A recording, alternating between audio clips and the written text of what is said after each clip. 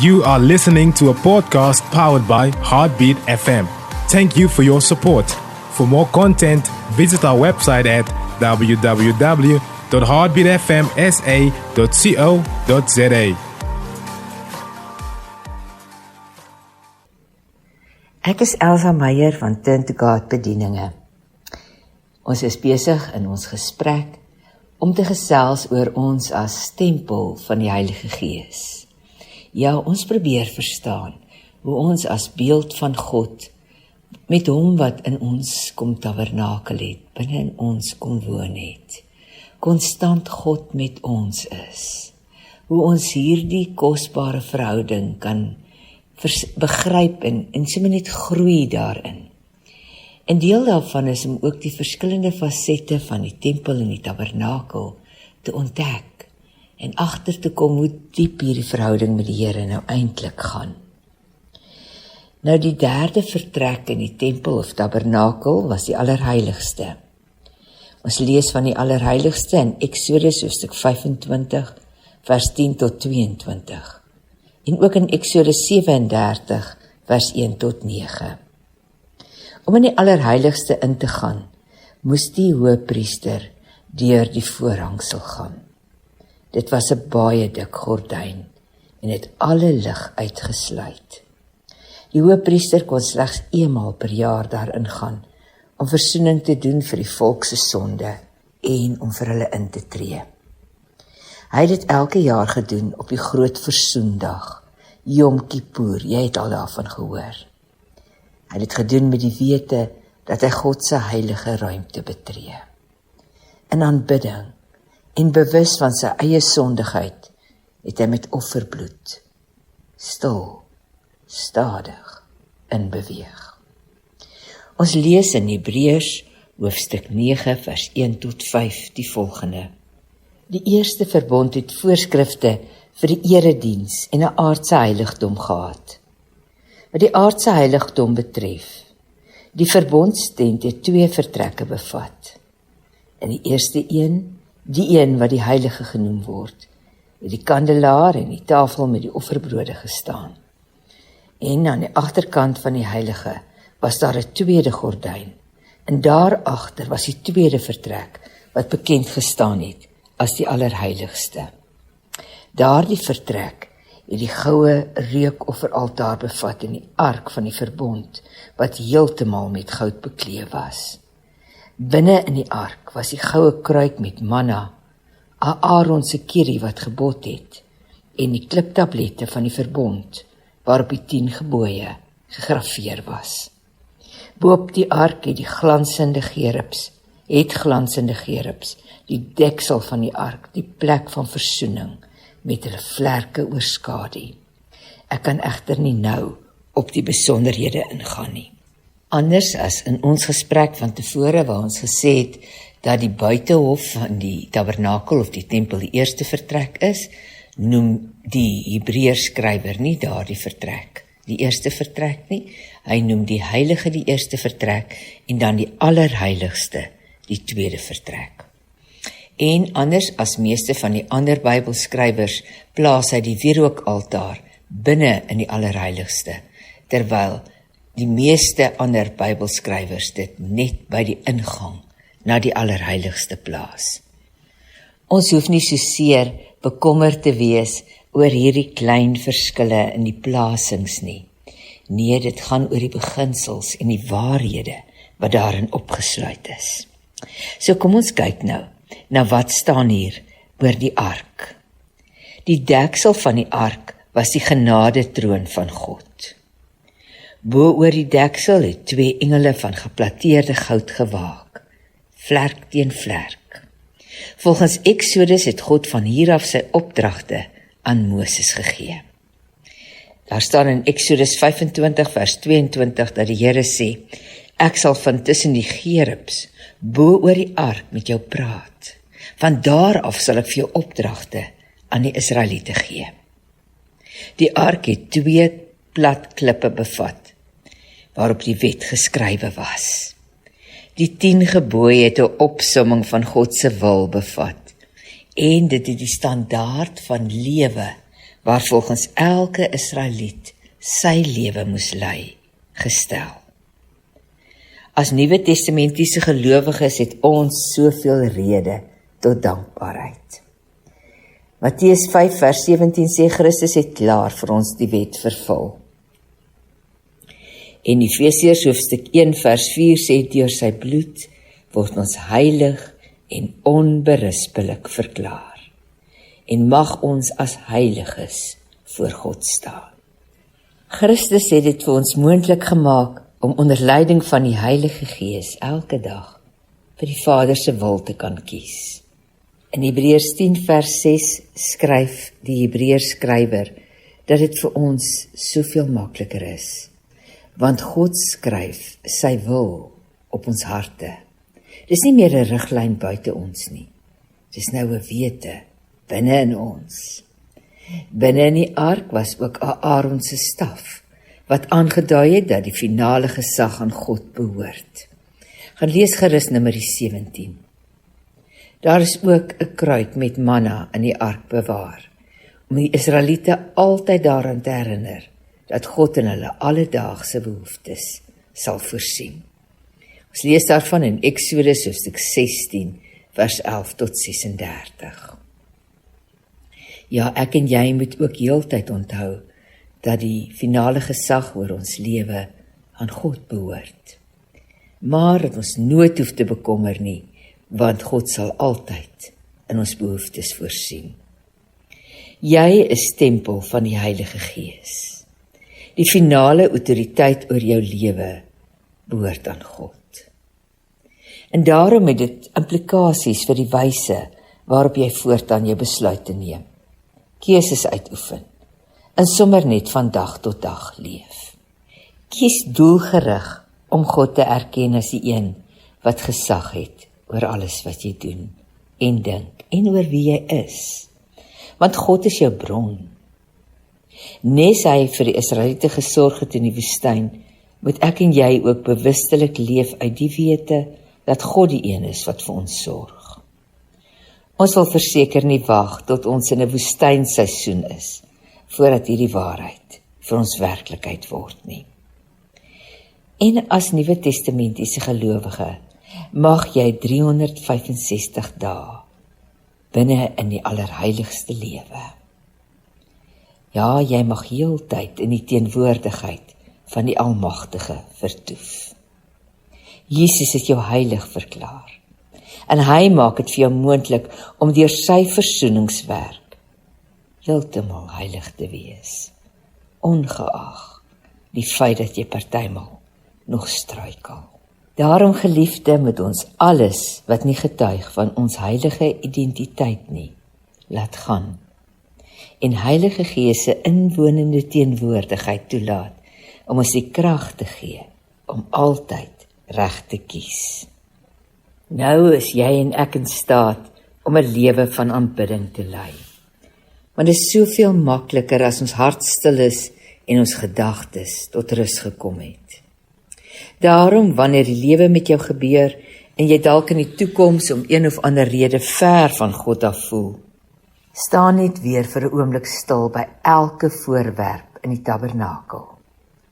Begin altyd by die brandofferaltaar en bely enige iets en alles wat jy dalk weer kon besmet, jou lewe verswaar of seer gemaak het.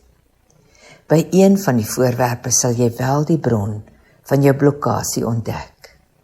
En teen die tyd dat jy by die allerheiligste kniel, behoort jou kommunikasiekanaal met God herstel te wees.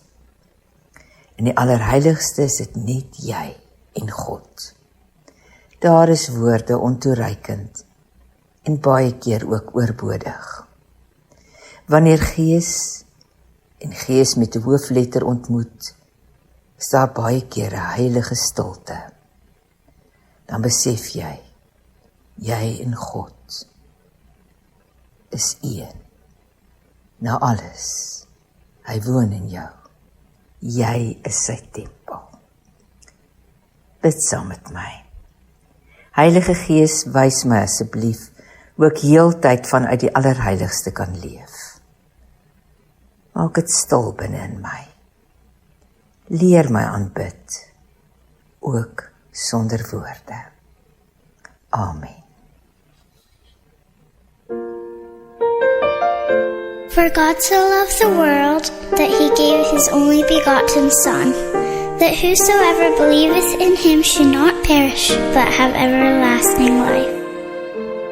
Jesus walked upon the water. He stilled the storm and calmed the angry sea. With his hands he healed the leper. He made the lame to walk, the blind to see. He fed 1,000 people with a loaf or two of bread. And when the ruler's daughter died, he raised her from the dead. Jesus is a God of miracles.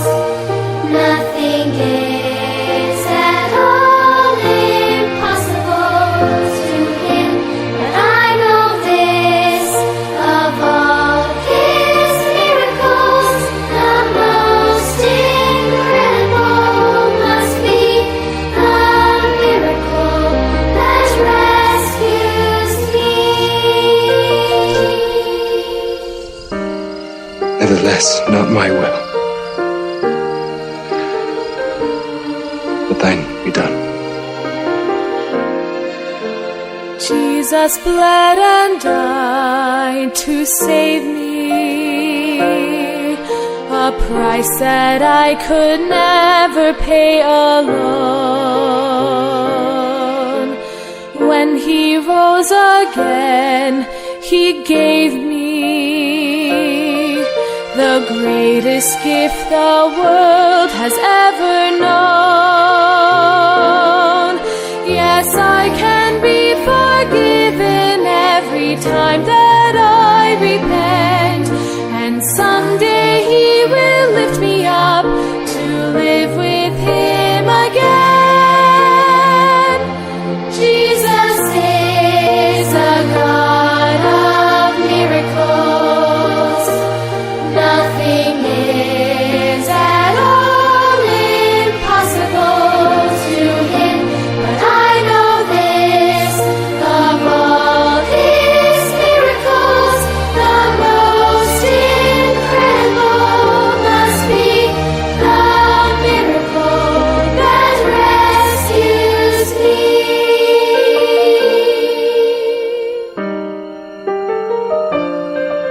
The miracle that rescues you and me.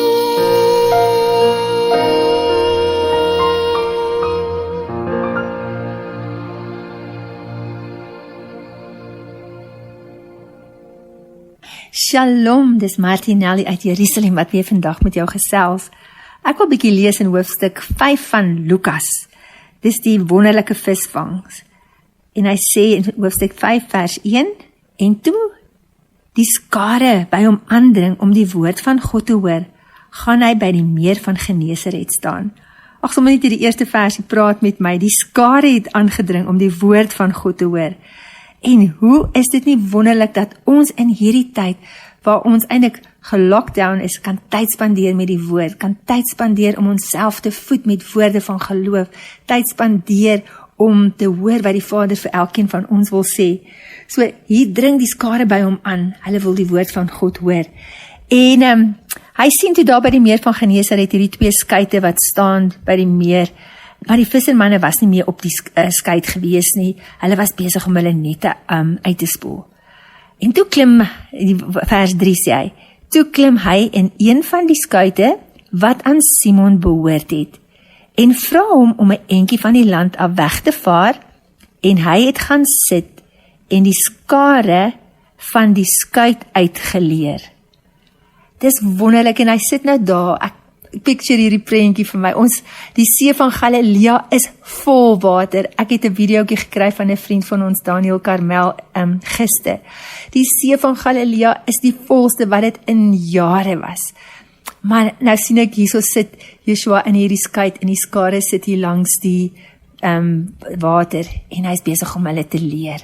En hoe ek en jy nie 'n begeerte moet hê om te leer van wat hy vir ons wil sê nie. Maar luister wat gebeur toe hy klaar die skare geleer het. Hy sê in vers 4, en toe hy ophou spreek, sê hy vir Simon, vaar uit na die diep water en laat julle nette sak om te vang. En op hierdie woord wat Yeshua vir Simon gee, kan jy glo, hy sê vir hom iets terug. En hoeveel keer het die Vader al vir my en jou 'n woord gegee? Hy sê, ek gaan jou seën, of jy hoef nie te vrees nie, of enigiets wat hy vir jou sê, maar dan vat jy, dan dink jy, nee, dit het nie gewerk nie, of dit werk nie. En so, kyk wat sê hierso, Yeshua sê vir hom, vaar uit na die diep water en laat julle nette sak om te vang. En Simon antwoord en sê vir hom, Meester, ons het die hele nag deur hard gewerk en niks gevang nie. Kan jy glo? Hy gee vir hom 'n woord en hy wil amper, wil ek sê, backchat, en hy sê, ons het die hele nag hard gewerk en ons het niks gevang nie. Maar dan sê hy, die Engels sê dit vir my so mooi. Hy sê, but Simon answered and said to him, nevertheless, at your word, I will let down the net. God het vir my woord, Yeshua het vir my woord gegee. Hy het teruggepraat, maar hy sê, maar op u woord sal ek die net laat sak. En hulle het dit toe gedoen, en hulle het 'n groot menigte visse gevang, soveel so, dat hulle nette wou skeer.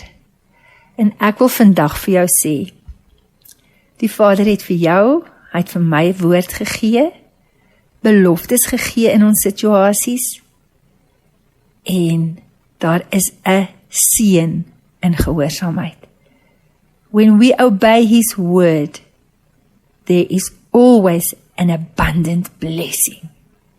En ek wil vandag vir jou kom sê, ontvang die abundant blessing wat hy vir jou het.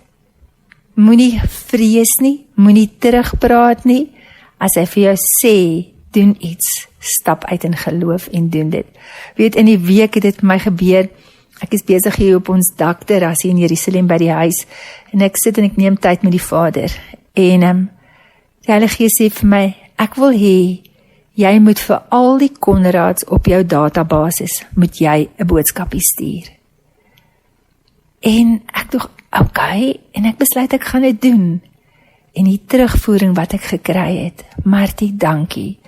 Ek was gister en eergister, het ek deur 'n moeilike tyd gegaan. Ander enetjie, dankie Martie. Dit het vir my so bemoedig, hierdie woord wat jy vir my vandag gestuur het. So ons moet maar net in geloof uitstap. En as ons in geloof uitstap, dan kom die Vader en hy doen 'n wonderwerk. So wat ook al jou situasie vandag is, watter woord hy ook al vir jou gegee het, staan op dit. Doen wat hy vir jou sê, want daar is 'n abundant blessing, 'n oorvloedige seën. Ag, ek het net weer in hierdie week ook Psalm 23 wat Dawid sê, you anoint my head with oil, my cup runs over. En mag ons in hierdie tyd beleef hoe ons 'n vars nuwe salwing van die Heilige Gees sal kry en ontvang, sodat ons bekers sal oorloop. En as ons bekers oorloop, dit wat uit ons hart uitkom, dat dit die lewe en die woord van God sal wees, en dat dit genesing sal bring vir onsself, dit wat ons spreek, maar ook genesing sal bring vir die mense wat ons hoor. Mag die Vader vir jou so ryklik seën. Shalom, geseënde van die Here.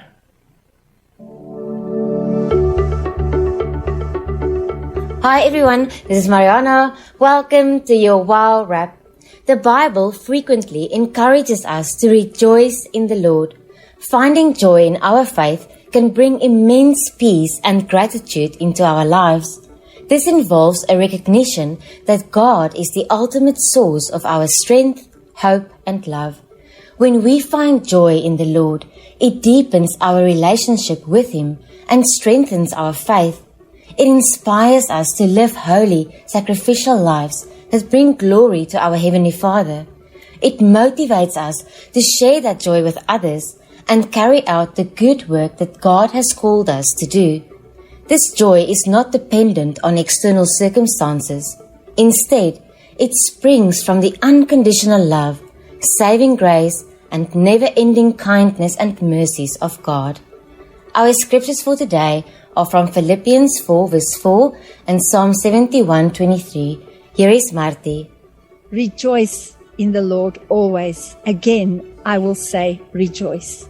Psalm 71 verse 23 says, My lips shall greatly rejoice when I sing to you, and my soul, which you have redeemed. So let us be determined this week to shout for joy to the Lord and worship Him with gladness. We are His creation and the sheep of His pasture. So let us give thanks to our Lord for His goodness, faithfulness, and loving kindness that endure forever. As we rejoice in our Lord, may we remember to find our hope in Jesus, remembering where we came from. In Titus 3:3-5 we read, Once we too were foolish and disobedient. We were misled and became slaves to many lusts and pleasures. Our lives were full of evil and envy, and we hated each other. But when God our Savior revealed His kindness and love, He saved us, not because of the righteous things we had done, but because of His mercy. He washed away our sins, giving us a new birth, a new life through the Holy Spirit. What a wonderful reminder of Jesus' ultimate surrender and sacrifice. May that propel us, by the mercies of God, to live sacrificial, holy lives that are pleasing to God. This is truly the way to rejoice and worship Him. And may we remember to live in obedience to God's standards and His call upon our lives, rather than conforming and competing according to worldly expectations. Let us seek God for His specific plan, purpose, and will for us, so that our lives may be a representation of Matthew 5:16. Let your light shine before men in such a way that they may see your good deeds and moral excellence and recognize and honor and glorify your Father who is in heaven. Let's continue to work diligently on the tasks that God has assigned us, knowing He will equip and lead us in all we do. This entails living in such a way that our love is expressed through sacrifice and servanthood. May we always be others-focused. May we make the most of every opportunity, every day, to live holy and godly lives as we love, honor, and glorify our Lord. And let us remember to give thanks for God's kindness that leads to repentance, restoration, transformation, hope, and blessing in our lives and the lives of those around us. God's kind hand is extended to us through the redemptive work of Christ. May we rejoice knowing that our mighty Savior Jesus calms us with His joy, love, and presence. He is the one who gives us hope. May we pray that our amazing Father God of abundant hope will fill us up with joy, with His everlasting peace, so that our believing lives, filled with life-giving energy from the Holy Spirit, will brim over with hope and thanksgiving towards our Lord, now and forever. So may we always remember that this is the day the Lord has made. So let us rejoice and be glad in it. Now, let us stand united as we pray together. Lord, I want to pray that you will help us to lead sacrificial lives in total surrender to you. And Lord, we also want to honor you for the beautiful, wonderful, ultimate sacrifice that you made and that you showed us in surrender and sacrifice. There's hope and victory. Father God, search our hearts and affirm the good work in us with which you are pleased, regardless of what others may think or say. You and you alone are the God of the universe and all the earth. All we want is to live lives that glorify you. Thank you for your love and your saving grace. May our work always be in response to that and reflect your holy name. In Jesus' name we pray. Father, full of grace and mercy, I want to come before you this very day. And I just want us to read your word on a deeper level, Lord, and understand what you have called us to do. Father, you are coming soon. And so, Lord, may we cry out to be more like you, Lord, in what we do, Father. May we really feed your sheep. May we really shepherd them as well, Father, with your holy word. So go before us today, in Jesus' name. Father, thank you for your kindness. It means so much more than we can understand or comprehend. Thank you that you do not come to us in condemnation concerning our sin and shame, but you come to us in kindness. May we respond and may we extend kindness to a broken world who is so much in need of Christ. Father, thank you for your love. Thank you for your peace. Thank you for your joy. And thank you that one of the fruit of the Spirit is also joy. And I pray today that we will experience your fruit of the Spirit, your joy, every day, every moment. And I thank you today that you are blessing every one of us anew with fresh oil to go on. And like that scripture that says that your words, when your words were found, I ate them and your words became to me joy and delight of my heart. For I am called by your name. Thank you that we are called by your name. Thank you for your word. Thank you that your word is bringing joy and it's a delight to us. We give you praise for who you are. We love you and thank you for this day and thank you for your joy. In the name of Yeshua, our Messiah. Amen, amen, amen. Amen. Keep safe, be blessed and have the most wonderful week. Nou, ek is nie iemand wat reageer op sosiale media oor mense wat mekaar aanvat nie. Dis sensasie. En ek wil nie deel wees daarvan nie. Nee. Ek sal net harder bid. En glo vir my, as jy die goed sien wat aangaan op sosiale media, het ons 'n intersessiespan 24/7 nodig in hierdie land. Nou wil ek net byvoeg, ek gaan geen name noem nie, maar wees verseker as jy 'n gesalfde van die Here aan wil aanvat. Dink weer. Kom ons kyk wat het Dawid gedoen en wat het Saul gedoen. Priesters mag gedoen word, geoffer, voor Samuel by sy kamp opgedaag het. Fout nommer 1. En toe word hy jaloers, omdat die mense gesê het, Saul het duisende verslaan, maar Dawid 10.000. Hy wou Dawid doodmaak. Het 'n paar keer probeer. Saul het besef dat Dawid nie Jonathan die nuwe koning gaan wees. Saul het Jonathan teen Dawid probeer opmaak, maar Jonathan was lief vir Dawid soos vir 'n broer. Saul het die heks van Endor besoek. 2 Samuel 1:16. Jy het jou eie doodsvonnis uitgespreek, sê Dawid, want jy het self erken, ek het die gesalfde van die Here doodgemaak. Die Amalekiete het hom vir Saul net die laaste doodskoot gegee, soos Saul gevra het. Nou Dawid het baie geleenthede gehad om Saul dood te maak, maar hy het nie. Dawid was geliefd by almal, selfs Jonathan, Saul se seun en Saul se dogter wat met Dawid getrou het hom gehelp en hom beskerm teen Saul. Dawid was ook 'n man na God se hart en so kan ons aangaan. Maar terug by vandag. Het ons nog gesag vir God se gesalfde dienaars? Praat ons kwaad van God se gesalfdes? Dan lees ek weer 2 Samuel 1:16. Jy het jou eie doodsvonnis uitgespreek, sê Dawid, want jy het self erken, ek het die gesalfde van die Here doodgemaak.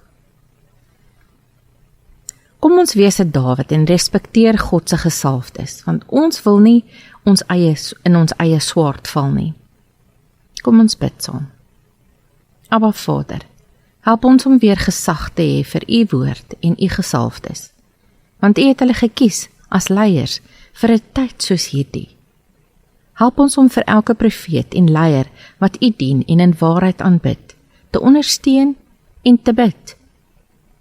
Hulle arms hoog te hou in hierdie wêreld waarin ons tans woon.